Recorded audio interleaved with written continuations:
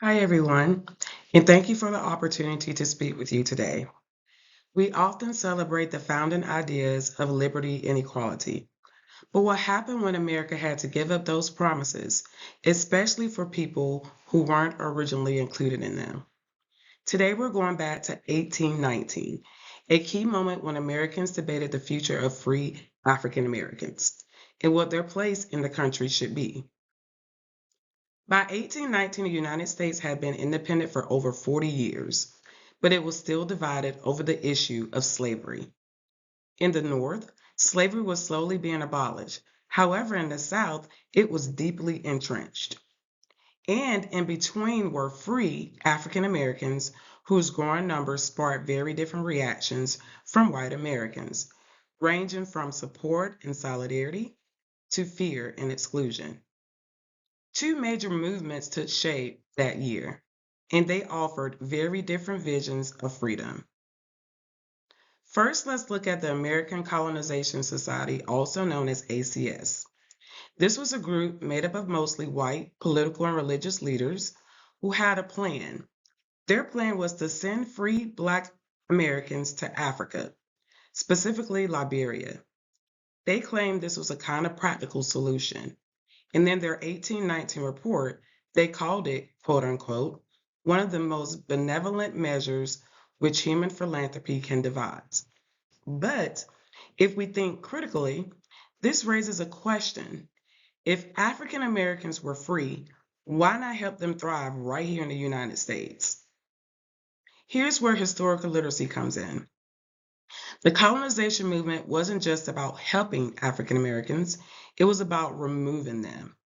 Many white Americans, especially in the South, saw free Black people as a threat to social order. Colonization became a way to maintain the racial status quo while claiming moral high ground. Now let's shift to the second group, the American Convention for Promoting the Abolition of Slavery. In their 1819 meeting in Philadelphia, they took a much different approach. They argued for the gradual abolition of slavery and for improving conditions for African Americans in the United States, not overseas. And they wrote, quote unquote, it is the duty of all good citizens to promote the total abolition of slavery. Now, their message was clear: justice and equality should be fought right here in the United States. So, what's the difference? The Colonization Society wanted to remove free Black Americans. The Abolition Convention wanted to empower them. One worked around the ideas of the revolution, and the other tried to live up to them. Both groups claimed to be acting morally, but we can see their goals were very different. As we read these sources today, we use information literacy to ask, who's writing? What are their motivations? Who's being left out? Neither document includes the voices of African Americans themselves, and their absence tells us a lot. Understanding history isn't just about what's said, it's about noticing what is not said too. The American Revolution planted powerful ideas, but they weren't automatically applied to everyone. In 1819, people were already pushing and pulling at the meaning of freedom.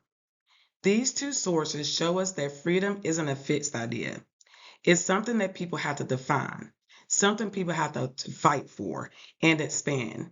And that work didn't end in 1776. It was just the beginning. The two primary sources that we explored today, both published in 1819 and both available through Readett's America's Historical Imprints collection, give us a first-hand view to the conflicts and conversations that shaped our country's path. Thank you for watching.